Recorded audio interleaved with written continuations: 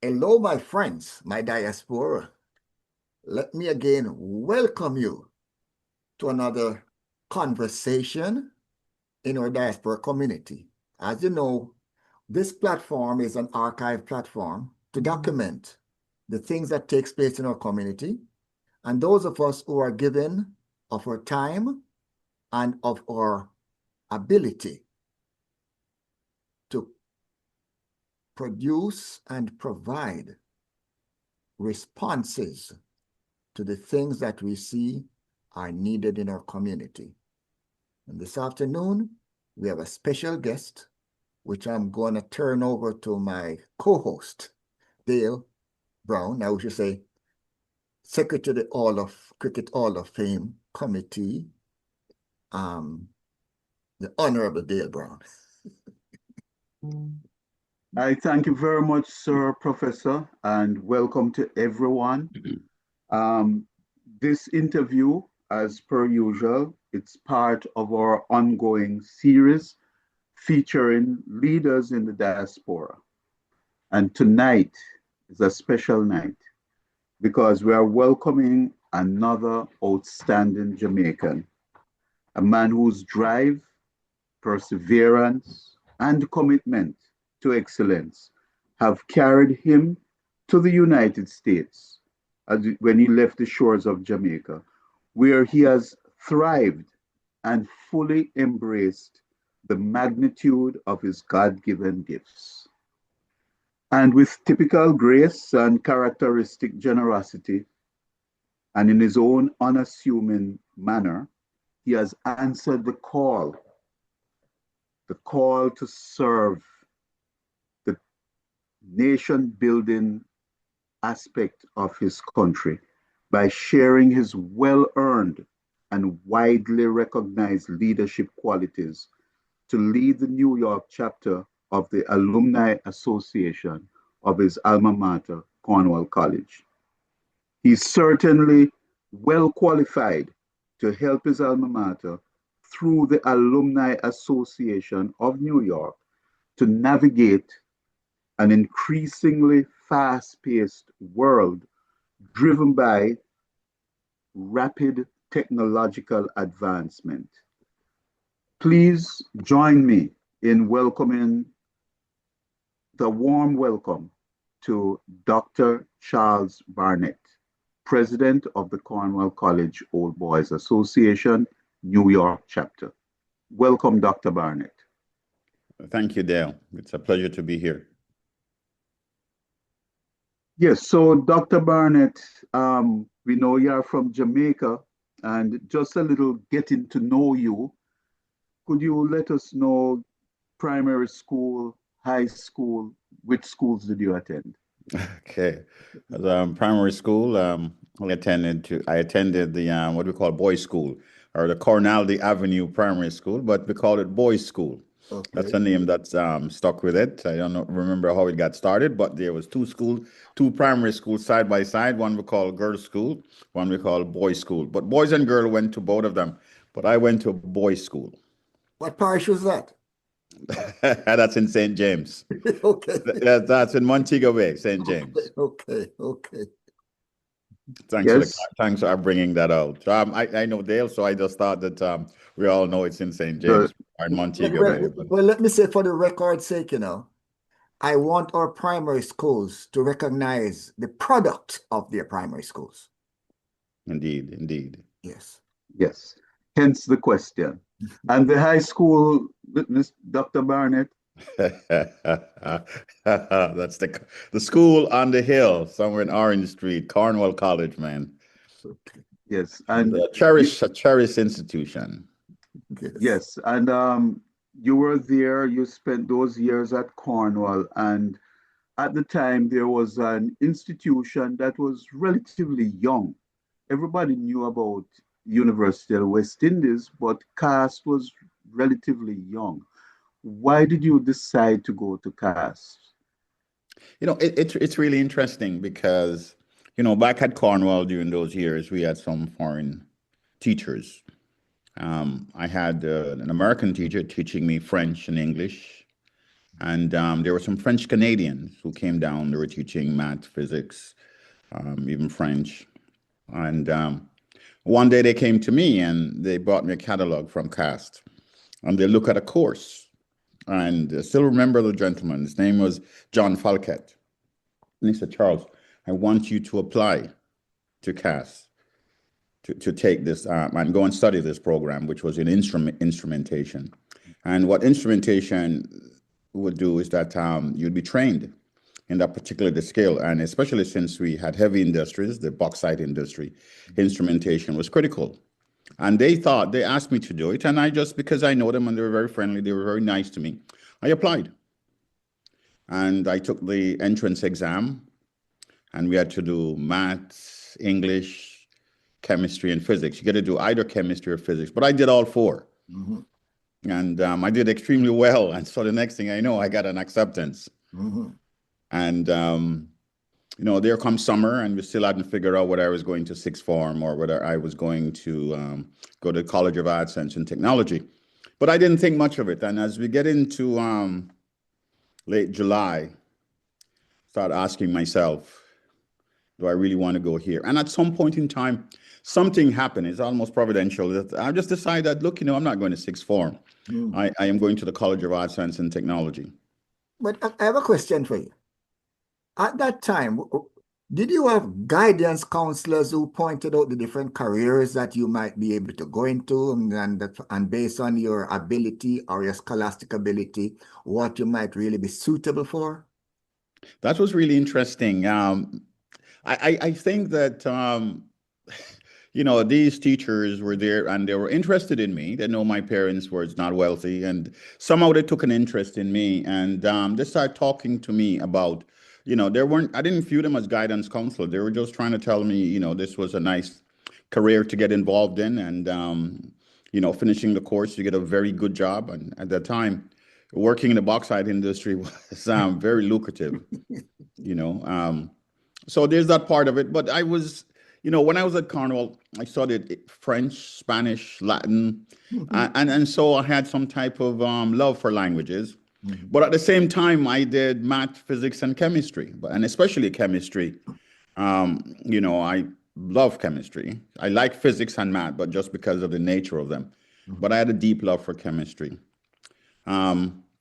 So it was kind of half and half. I could either go linguistic, but I started thinking during July, during that time, and started thinking, if I become a linguist, what would it do for me? Yes. These are the things that I was thinking about. But if I get into engineering, it could really open some doors. And, there's a lot of heavy, as I mentioned before, a lot of heavy industry in Jamaica. And the bauxite, everybody knew about the bauxite. And some years before that, while at CAST, I haven't been there yet. I was just thinking about it. So I thought it was a good idea. And somehow my desire to go to CAST started building up. Okay. And then I learned that some of my fellow students, they were going to go to CAST. They had the same ideas. Okay. And when I visit CAST during the summer, I would see them. And so we started, kind of the groundswell. We started thinking CAST would be great. But I was doing instrumentation, and I thought it was a great idea. But all my friends, they were doing electrical engineering, and I started looking into the electrical engineering program. And I said, well, this is what I want to do, not instrumentation, electrical engineering. So I had all the grades. So I went to the department where, they taught instrumentation and tell them that I wasn't going to come because I really wanted to go to engineering. And he looked at my grades and he think that you should have no problem getting into the engineering program. Okay. And then I went to the Department of Engineering head and started telling him I want to do engineering. And he couldn't really deny me because I also had the grade. And I keep asking, it's like that woman in the Bible who went to the imperfect judge and asked for justice until she got it. Well, I keep going until he put my name on the list. And for some strange reason, I can't say it for strange reason, but having more of a linguistic background, and even though I mixed that with science, but I never really thought about it. But somehow something clicked when I went to CAST. I started doing very well in math, doing well in physics, applied mechanics. I started doing well in everything. Yes. And it just became natural for me to do it. And I just, just applied myself to learning. And then I started teaching myself how to learn. Uh-huh. And I graduated class with honors. And I did so well that, they hired me as a lecturer because the courses that I learned them so well, I'd mastered them. So I became a lecturer, and they were supposed to send me to England to do a doctorate or something like that. Okay. And but the political situation in Jamaica was such that somehow it didn't come to fruition Uh-huh. because my application sat on the English ambassador's desk. Okay. And he did nothing with it. And so it was a little bit late. And I decided to, something, I'm going to the United States. So I applied to the top schools, Princeton, Yale, MIT. And there was a gentleman. It's really interesting because they all write me back. And I think the schools that I applied to, I got in. But he heard about it because, at CAS, when something happens, everybody hears about it. So there was a dread with a master's in aerospace. And he came to see me and he said, "What happened, Charles? You don't like my school?" And I said, "What do you mean?" He says, University of Michigan is a great school. And, he was really getting on my case. So I said to him, "Hey, just get me an application and I'll apply." And so he got me the application. In a few days, he got me the application. And the next thing I know, I applied and I got accepted. And the cost to go to these other schools versus Michigan at the time were vastly different. Michigan was like a half. So at the time with the foreign exchange problem is that, and I had limited Jamaican money to buy foreign exchange, Michigan became kind of very attractive to me. And so I went to the University of Michigan. So there was scholarships those days. Anybody sort of line you up that you really could qualify for a scholarship? Well, actually, I had gotten a scholarship to go to the University of West Indies, the engineering campus in St. Augustine. Uh-huh. But I didn't want to go because somehow I had this desire. I learn a lot about engineering, and where I want to be. Mm-hmm. And I look at some of the students that were coming out, especially some of these top schools, and what they're able to do. And I wanted to not only have a lot of theory, but I wanted to be able to create things. Uh-huh. And I thought that nothing is wrong with St. Augustine. A lot of brilliant West Indian went there, mm-hmm. and still going there. But I had a different desire, the type of engineer I wanted to be. And it turned out that Michigan just fit the bill perfectly. And plus they had very good sports program, football, basketball, so I was able to mix both of them. Cornwall College, does sports, academic. And so I wouldn't be able to do it at these Ivy League schools. I was about to ask about that part of this because as a young man going to Cornwall College, you expect that sports would have been a part of the, of the agenda. Okay. Yes. Especially when talking to, a person like Dale who is into cricket, of course, and other things. He was into football also. And Neville Cox, I mean, yes. So I expect that, I'm looking at the fact that Dale said, that you end up where you are. And so many of us end up in places by accident. Yes. I call it divine providence. Well, I ended up where I should be. Okay. So that's how I went there. And, I did computer engineering. They had the number one program at the time. Mm-hmm. And like I said, that school allowed me to develop the creativity because engineering, you can actually learn what has already been established, what has been done. Mm-hmm. But I wasn't really interested in that. My main interest was to create new things, not something that was already in a book. Mm-hmm.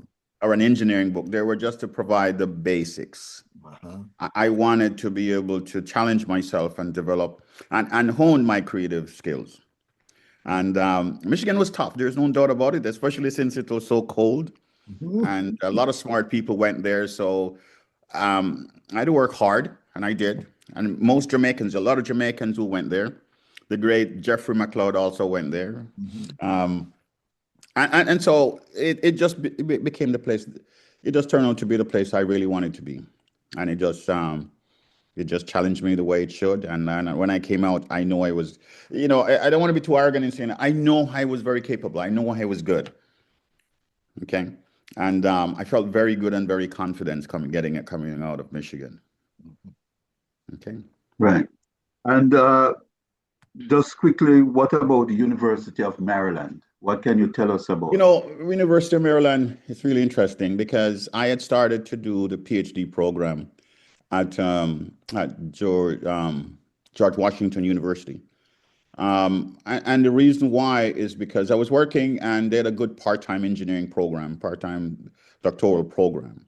And so I was enrolled in a doctoral program, but it reached a stage where some of the courses work that I need to do, nobody would take those courses because at the time I was specializing in electrical engineering, specializing in communication, both wired, wireless, satellite, communication in general.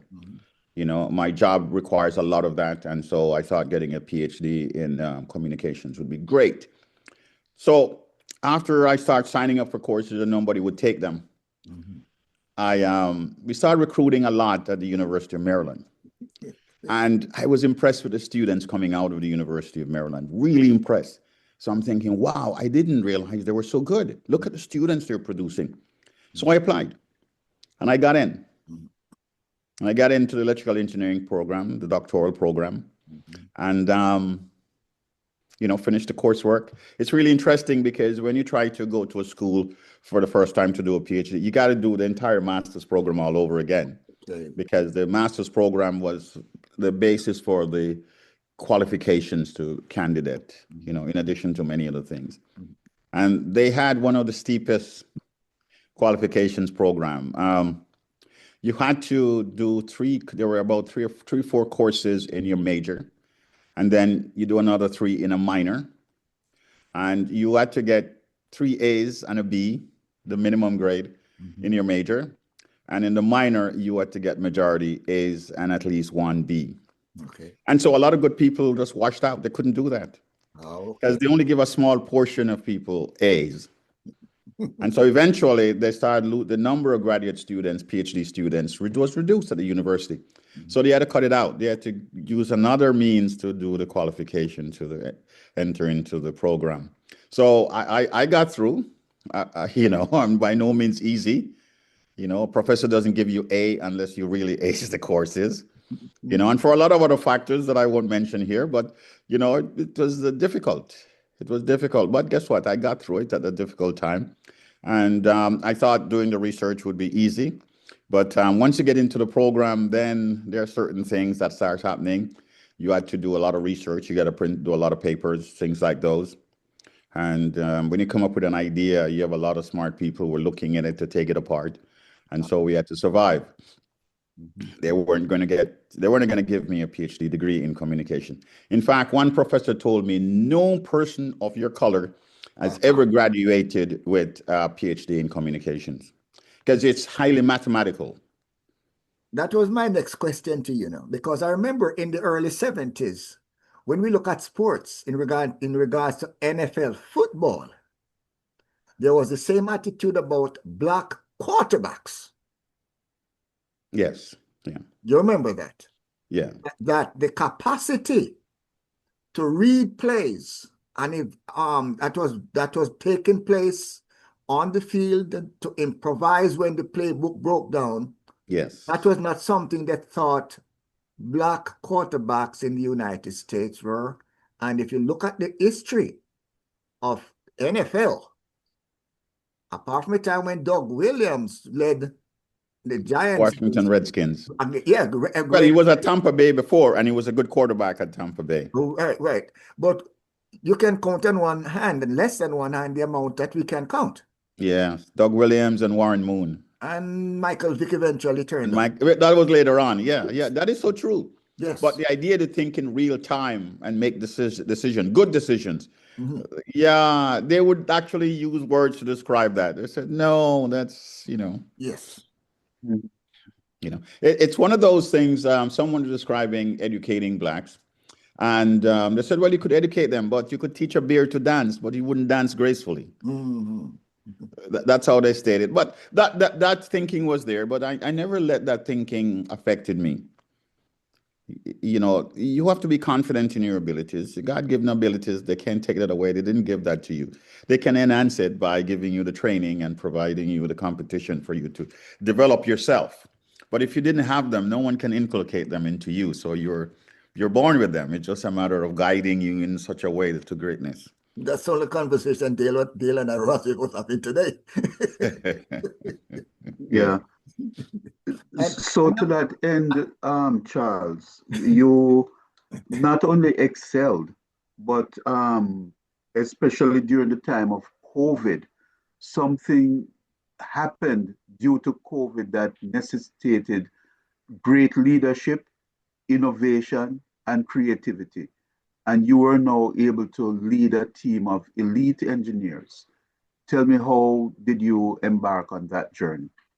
Yeah, at the time we were developing what we call a low Earth orbit satellite system.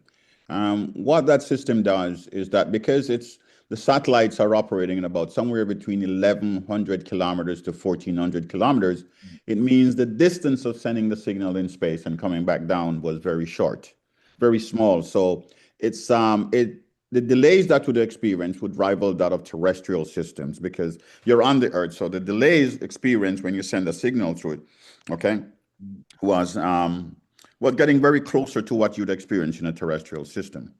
But for these satellites to really work at that level, they have to travel at about 7 kilometers per second, because what happened is that you have the gravitational force pulling them down. And so you have to now create a force, a counterbalancing force, which is pulling to outer space. And they have to be traveling at about 7 kilometers per second to be able to do that. So what happens is that when you have, let's say, a terminal on the ground, a communicating device on the ground, then you have what we call a gateway to get into the regular network, is that you have to be able to set up the link. So you have a satellite that can see the terminal, like a handset. We call them terminals, jargon we use. The user terminals, we call them. They're different things. You call them iPhones and Android and all that stuff. We have some technical names for them. So you have to be able to set up a connection. And as the satellite is going across, okay, you have these beams that are coming across at 7 kilometers per second. And so it's like every 11 seconds, you're changing a beam. So there are about 16 beams. So you're going through the Earth, you're passing. If you were to be able to look at them and color them, you would see these colors just moving across the Earth at 7 kilometers per second. So they were wide enough so that at 11 seconds, you have to move from one beam to another. So there's a whole lot of calculations going on, figuring out here is the terminal, here's where it is, here's the satellite, here's the ground network. And they have to be able to, the satellite must be able to see both the terminal and the ground network, to be able to maintain the connection so that you're using it and you don't know that these things are happening. Okay, so we developed the technology and we were just about to testing it out when COVID came. But while we were doing it, we decided to take an approach whereby each engineer could actually set up systems so they could stay in their offices and test out their development software, whether it's a hardware or a software. For the hardware, we would send somebody to go to the lab, they put in this new hardware, we load new software, and you could sit there anywhere in the world and start doing your development. And then COVID came, and we couldn't meet in the labs anymore. So folks would either be at home or in their offices. And again, we talk about these things, how they happen. Okay, this was just something that we just kind of innately just decided to do, because the lab was a little bit loud because we have a lot of electronic equipment and a lot of radiations and stuff. So we just decided we should be able to log in from our offices. And because of that, we could do so from our homes. And so while COVID was raging, we were developing the system at home. So you And guys when COVID was over, So you guys we created just the work about from you guys created the work from home industry, right? yes, we were able to do it. You know, Yes. some people, they have the computer so they could do things and deliver it. The lab was still in the office, but we could work from home and share it with others, you know, all the team. So everybody could see what's really going on. And that was really nice. We advanced the system. Yes. We advanced the system. And so in spite of the COVID challenges and the technological challenges, we're able to overcome them. Yes. And when COVID eased, because we still have COVID, we were able to now get back to the lab, get back to, you know, and deploy the system. Of course, we had to deploy it over the air in real time, and then we were able to test it out, but we didn't waste any time getting it into service. I don't have a question I like to. So how did AI now factor into what you were doing? AI factors into everything because what AI does, okay, there's nothing like the human brain. You know, people come up with a propaganda they'll replace humans. No Yeah. one can replace your God-given brain. What has happened? We have now we have AI from a long time ago. Yes. We used to use neural network, but what we didn't have was the computing power to do it. Mhm. You see, processors didn't work that fast. Now Mhm. you have a company called NVIDIA, and they have these GPUs, okay, which Mhm. are run at very fast pace, and it requires a lot of data. So it's a lot of data crunching. Now we have the technology, the computing power to crunch data in a short time. Uh-huh. So you can figure out things in a short time. What we were able to do it manually before, now we're just doing it automatically. We apply automation to the whole process. Mhm. And once you have this device, you can start doing things on your device because this has more computing power than when I went to Michigan and they have the IBM 360s, 370. Oh yeah. Okay. And we continue to improve computing technologies. And now it's just beyond anything. Now we're even talking about quantum computing, which is able to do far more than what they're doing with these NVIDIA GPUs. Okay. When quantum computing really becomes established, okay, AI will be much more, they'll be able to do things much faster.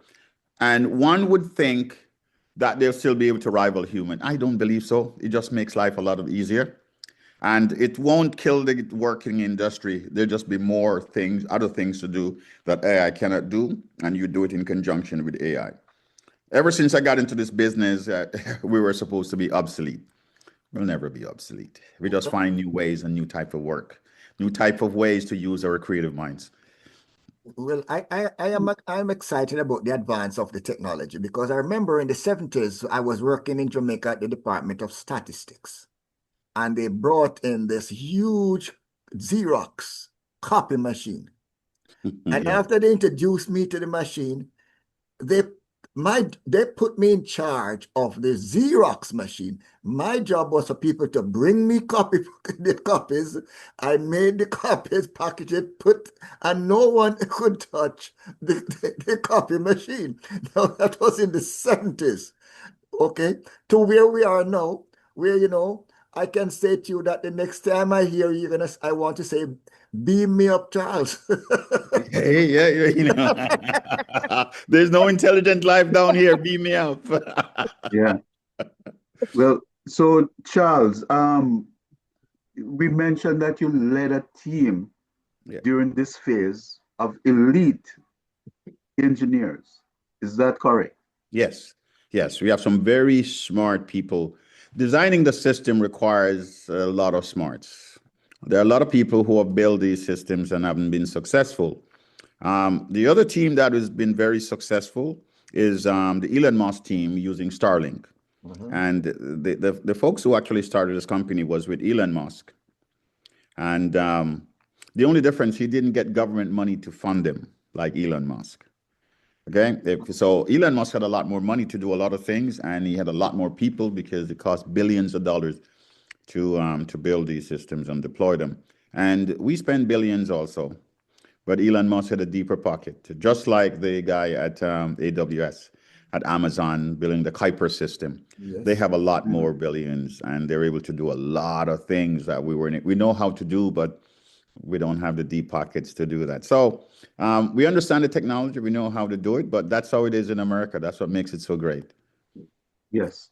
So, under your leadership and your partnership, collaboration, involvement with the Alumni Association, it is almost natural that at some point you would step into the leadership role at your alma mater. Yeah, a lot of my friends, folks who know me, they've always been nudging me towards that. But it's really interesting how things happen because I am on a lot of advisory boards.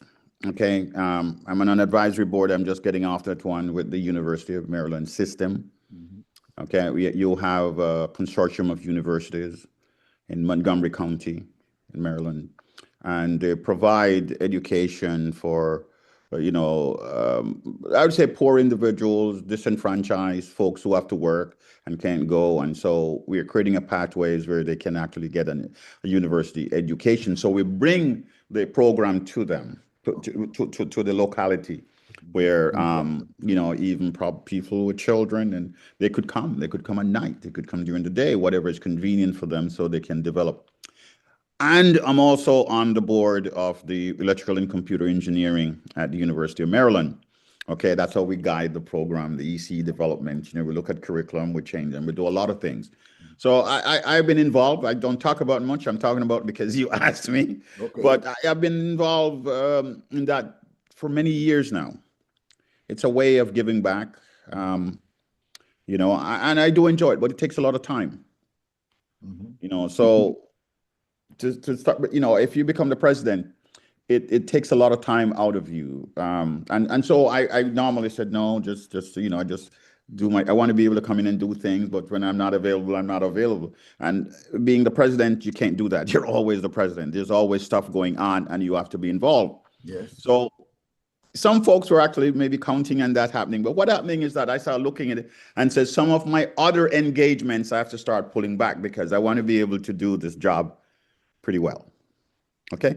Cornwall is very dear to me. And I start thinking that here I am with all these schools in America, here in the US, and I'm doing all of this stuff here, and I wasn't doing anything for my alma mater. And so I made a conscious decision to start doing things and gravitate towards helping my alma mater. And now here I am, being the president of the New York chapter. There's a lot we can contribute, and we will, both in sports and academics. Okay, so here you are now leading this vibrant chapter, and you have a mission. And what is the first thing on your agenda to accomplish or to get settled? It's really interesting because when I was at Cornwall was well noted for being excellent in science, maths, and science. Now, they're the humanities, but I didn't pay much attention to that part of it. But Cornwall was known for science, for science and mathematics. We have a lot of people who became engineers. We have a lot of people who became doctors. On the humanities side, we have a lot of people who became lawyers. I mean, we just have a whole lot of them. If you throw a stone in any place in Jamaica, you probably hit a Cornwall man who's a doctor or a lawyer, okay? And many of them are in the science area, teachers, all walks of life. They have excelled at, but especially when it comes to medicine and law, Cornwall College has done very well. And I don't know how many people know it, but there are so many Cornwallians here who have doctorates and is working at some of the top universities. You don't even hear about them unless you get close to someone who will tell you, because they're not out there saying, hey, here I am. There's a lot of, I was really surprised to see so many folks are professors at many of these top schools, are working in industry doing great things. So I'm not the only one who's working in industry and still with ties to the academic community. Lots of Jamaicans. But the question you ask is, I was telling you about mathematics, and so we're embarked on some mathematic program to help Cornwall, okay, to improve the quality of math education at Cornwall. What we want to do is that Cornwall has always had a culture of excellence, and we want to restore that culture of excellence. Okay, we want to be able to do that. So we're not only helping them. So there are a couple of things we're doing in the math education. One is to be able to teach the 7th through 9th graders to help them to master basic mathematics. Okay. But those folks who are actually the 11th graders who are going up for exam, the CSEC exam, we also want to do something in the meantime to bridge the gap.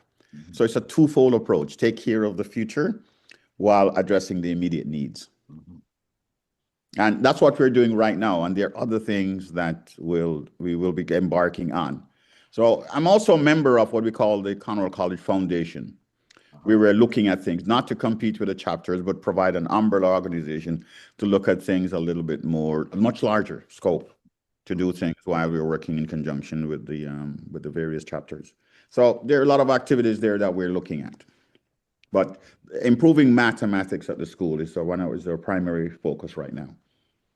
Okay. And is there a name for that initiative? Yes. One we call the Math Intervention Plan. That we actually, a couple of our folks here actually wrote that plan. We review it, and they got it approved with the Ministry of Education, and I think they're rolling it out. The only thing that's left to be done is that we bought some learning tablets, teach mathematics on all the high school curriculum, and the tablets are in Jamaica at Cornwall. We just need the manufacturer to go to Jamaica and train some of the folks to be able to use it. So I'm also working on that to get the school. The school hasn't responded to them because of the hurricane thing that is coming, but we are hoping that they would link up and we can actually effect the training so we get that using the tablets, which is a critical part of what we're doing, get that going. Okay, so you mentioned the tablets. So were the tablets shipped from the US to Jamaica? Yeah, they were shipped from here. Yeah. Okay. Yeah, there's some things there where he's in one of the islands, he went to one of the islands and he went to Jamaica. But yeah, it's essentially manufactured here and shipped to the island. Yeah. Yes. And so this program was well received by the administration at the school. Yes. And by the Ministry of Education. Yes. Yes. Because when I took over the presidency, they sent a note to me and asked me if I were still supporting that program. And with a resounding yes, we're moving forward. Okay. Any questions with that, Professor? Well, I need to find out how we can scale this program now that you're talking about. It's really interesting because that's what the ministry has in mind. They're very much interested in seeing how it works out at Cornwall. Okay, so that's a pilot project. Yes, they're treating it like a pilot project. Okay. And in addition to the math initiative, you also have a mentoring program. Yes, we had a mentoring program that is going on. That has been very successful. The only thing there is that we need more men to participate. We need more people to participate, not necessarily men, anybody who can mentor students, because as you know, mothers are nurturing, and we have some females who have volunteered their time to mentor Cornwallians. So that has been successful. I have about 3 mentees. In fact, one of my mentees a couple of years ago was accepted to the University of West Indies to do medicine. He's now in the medical program, and I have a bunch of young ones who I'm mentoring, helping them to develop the foundation so they can do whatever they want to do in academics. And this is a long distance mentoring program we're speaking about. Yes. Now. Yes. From your point of view, have you operated yours? Because I think that based on time and maybe the way you've set up the communication system, it might be different for different pockets. Well, it could be. I'm using the WhatsApp. They have WhatsApp, and so as I work during the day, so what I try to do is to somewhere between 6:30, 7:30, I meet with them, and I spend at least an half an hour with them. I started out because many of them that I have now are very young, so I normally create certain type of logic mathematical program for them, just to get them warmed up and show them to help them to develop their thinking process. Yes. So it's not like I want you to solve this thing. I'm going to tell you a problem and I'm going to tell you in English. And I want to see how you approach it, and then we talk about how we should approach it, different ways, how to think, so you don't become afraid when you see a problem and it's written out.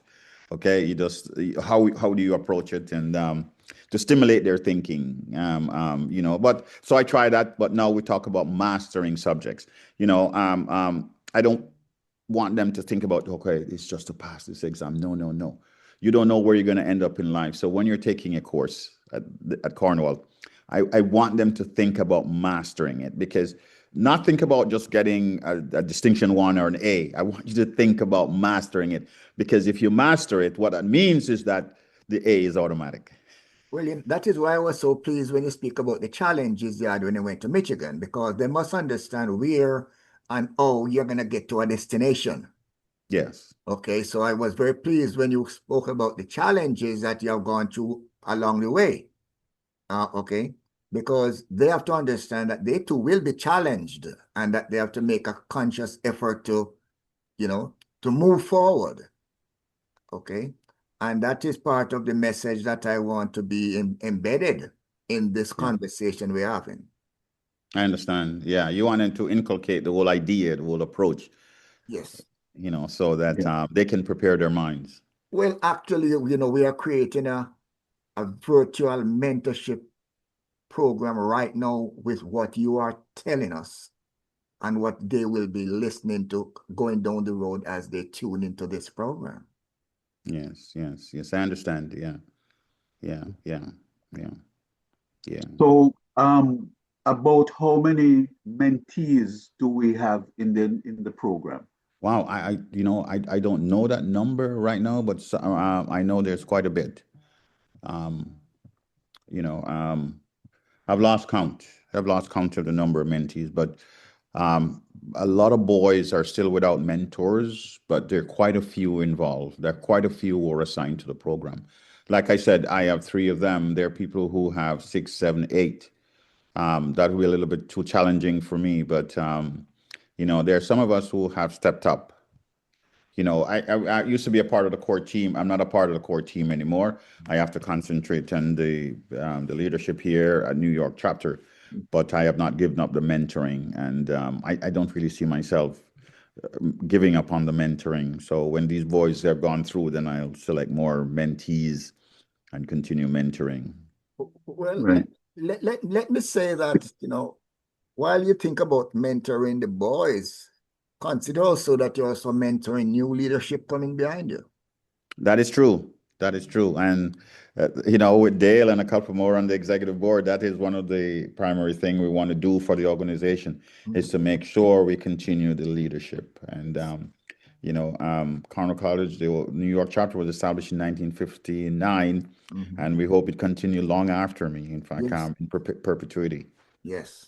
You have to develop strong leadership to be able to do that, who understand their role and is more willing to give than to take from the organization. Yes. Yes. Okay, it's all about giving back. It's not about us. We want people who can lead to take it over, and I would love to see some of the younger ones stepping up. So we have to plan for that, so that younger ones can come and see, have this desire to give back, to contribute, Well, pay it forward. Well, and in our conversation, Dale and I, part of the understanding is that by making all leadership in various positions visible, it will be also more appealing to qualified persons to step forward. Because Indeed.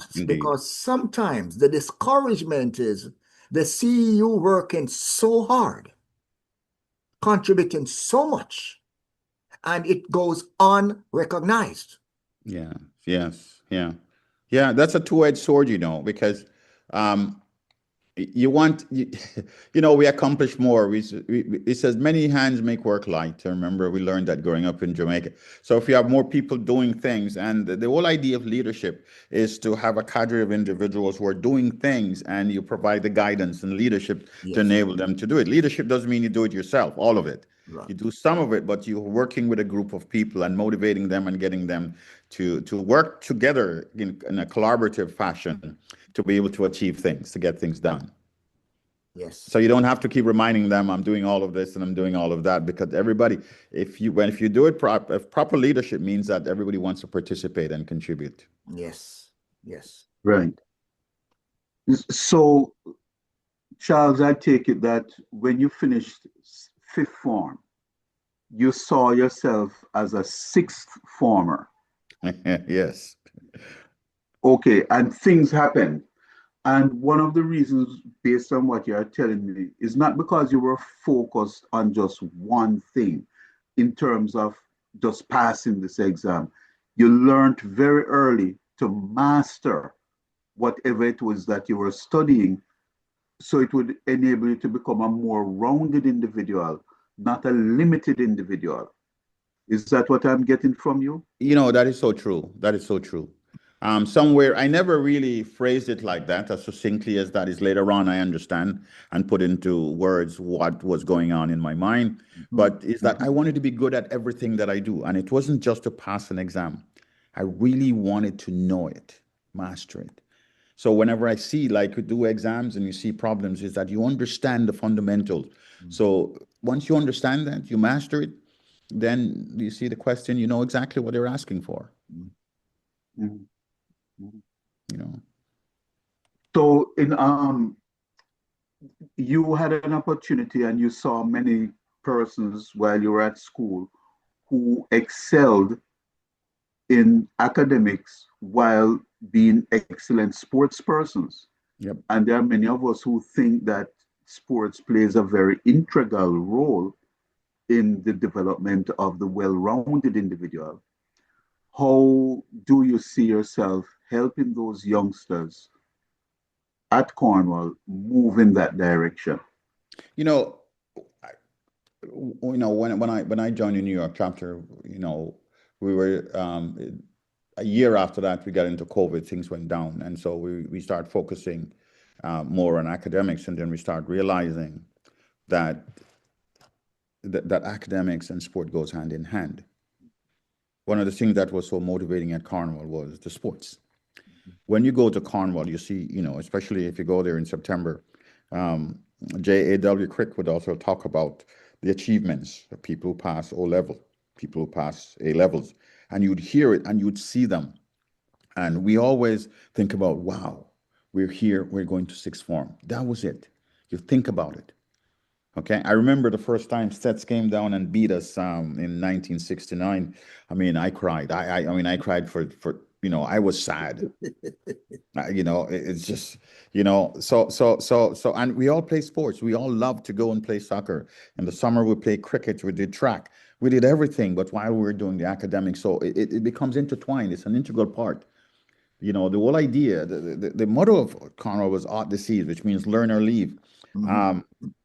Sports was such an important part of it, and it helps to develop the mind. It's not just stay in the books. We know there are some like that, but not everyone. Most Cornwallian, okay, they dream sports. They wanted to play for the DaCosta Cup, under 13, under 16, DaCosta. You want to do that. We had athletes who were so outstanding, even though we're just a small school in the West.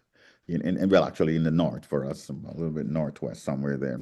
But you come to appreciate the role that sports played. And based on what it did for us and how we feel, okay, it has to be an integral part of what we do as we motivate folks to become, to be truly excellent in installing or inculcating a culture of excellence. It has to be intertwined. You want to do very well, but you want to do sports because it makes you well-rounded. Yes. And you will appreciate it. You develop a love for excellence, and it's whether it's in sports, whether it's in academia, whatever you do in your professional life, you always look back and you will cherish it. And yes, I've all recognized that sports is a foundation for your critical thinking. Yes. Yeah. Because without it, you're standing still. Well, one of the things that I've learned is that we talk about intelligence.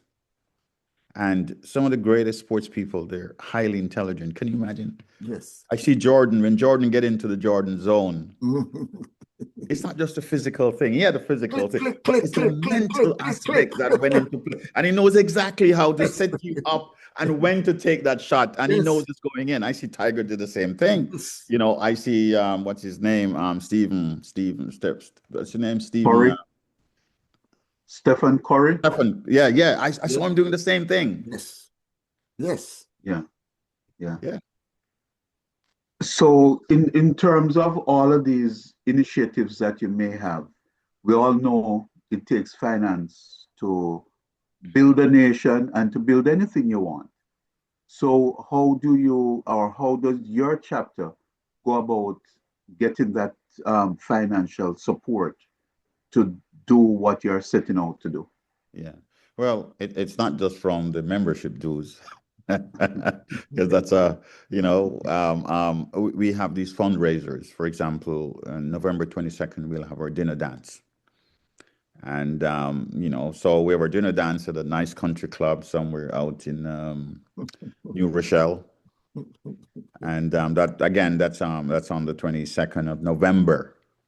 And so we sell these tickets, and the profit that comes from there goes to the coffers that enable us to spend on Cornwall College. We don't spend it ourselves. We're raising money for the school.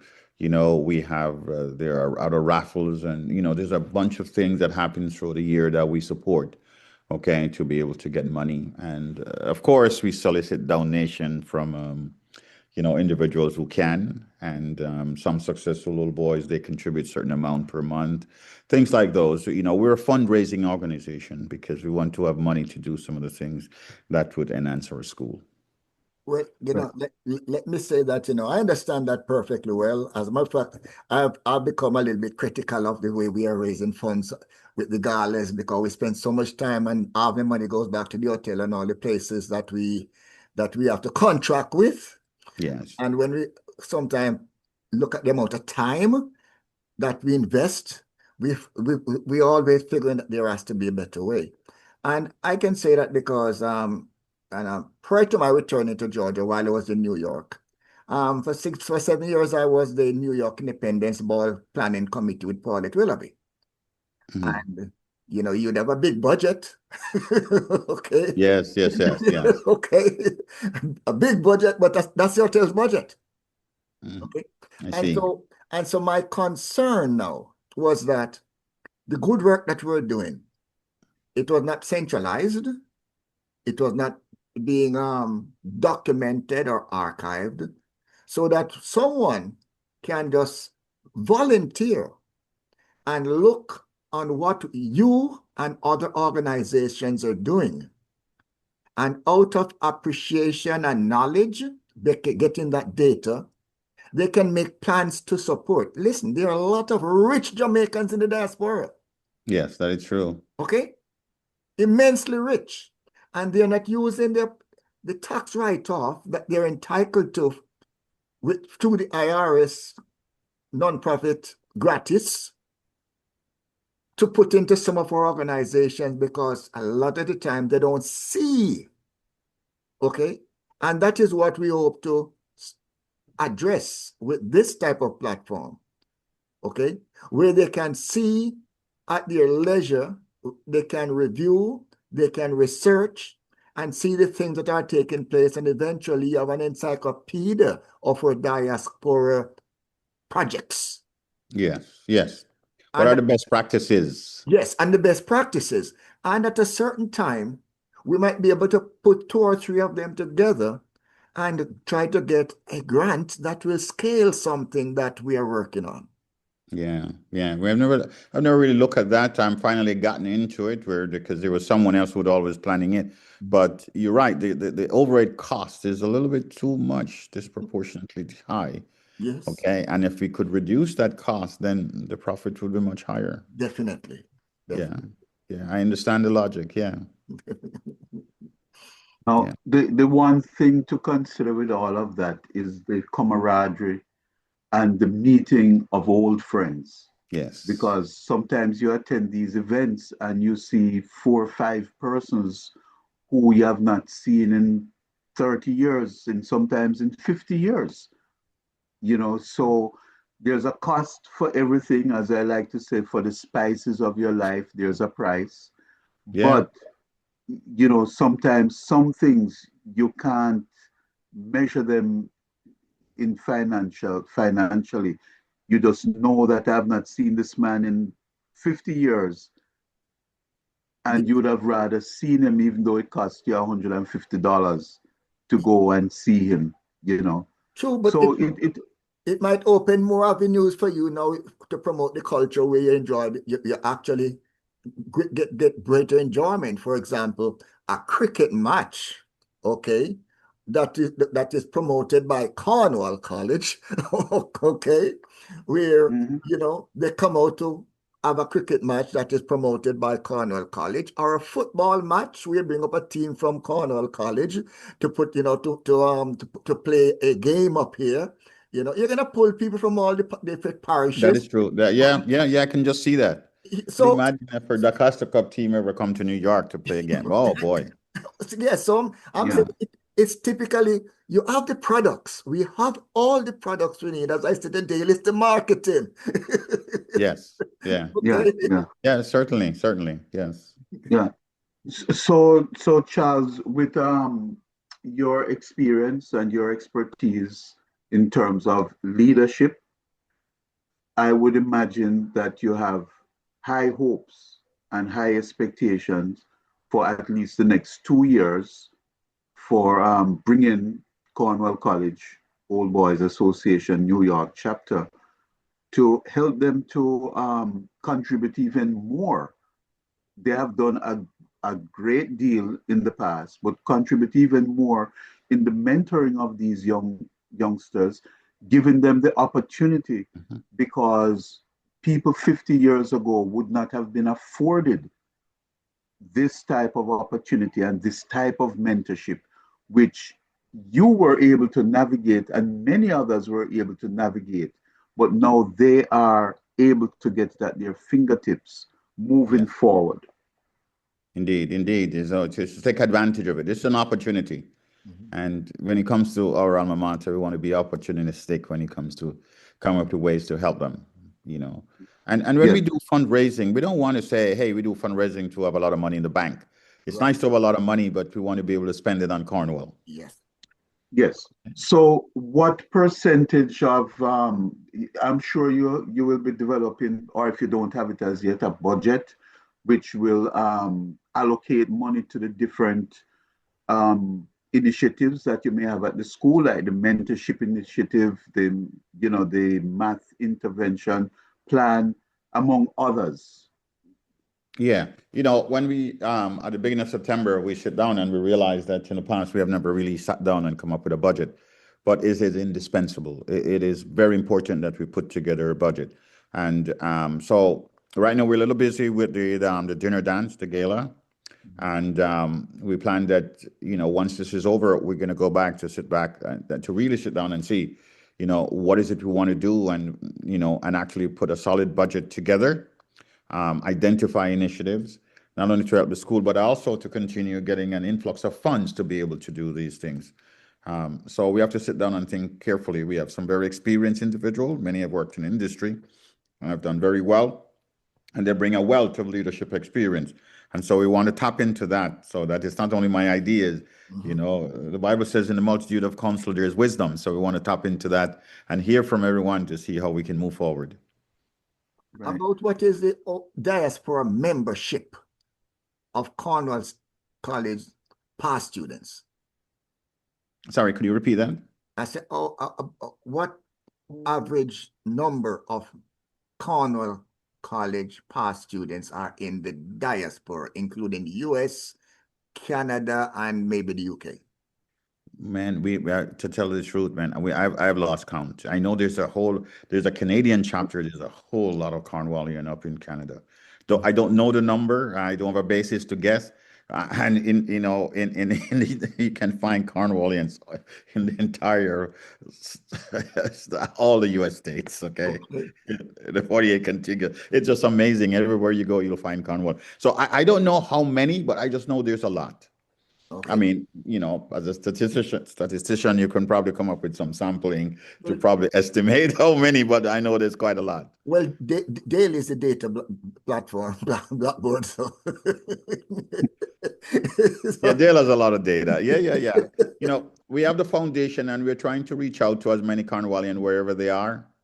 I hear numbers like there are about 8,000 old boys or something like that. I think that they're much more. Okay. That must be what's in the diaspora. I'd like to think there's a lot more. Okay. Well, I have some ideas which I will not put on this platform. That's what I asked about the number. Yeah. Because I have some ideas that I have been trying to digest in regards to the or alumni associations. Just a couple of weeks back, we had Donovan Wilson.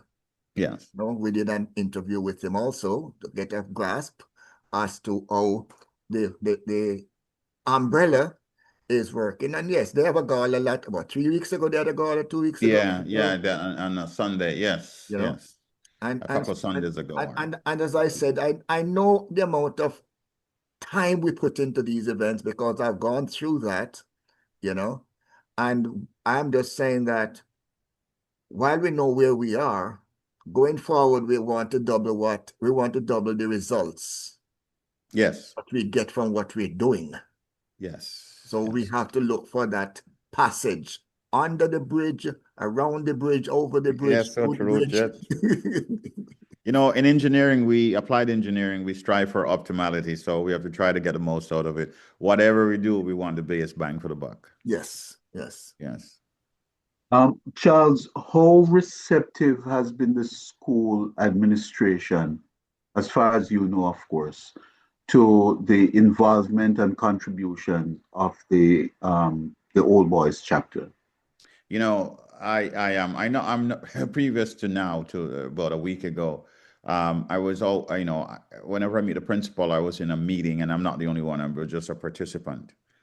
But I called the principal last week. Okay, I think last week, Wednesday, to talk a little bit about some of the programs we want to do for the maths, and we had a good chat. We had a good chat, and since then we have corresponded. He was very pleasant. I'm pleasant with him because that's just the way I am. I think that, if you work with him and you're cordial to him and he realizes that you love the school, that he'll be receptive. But I find him very receptive. He talk about the old boys, and he certainly wants them to help. I not only interact with him, I interact with the chairman of the board. He's an old boy, so there's a lot more there. But the principal is an important factor in what we plan to do for Cornwall. Without his help, we won't be able to accomplish much.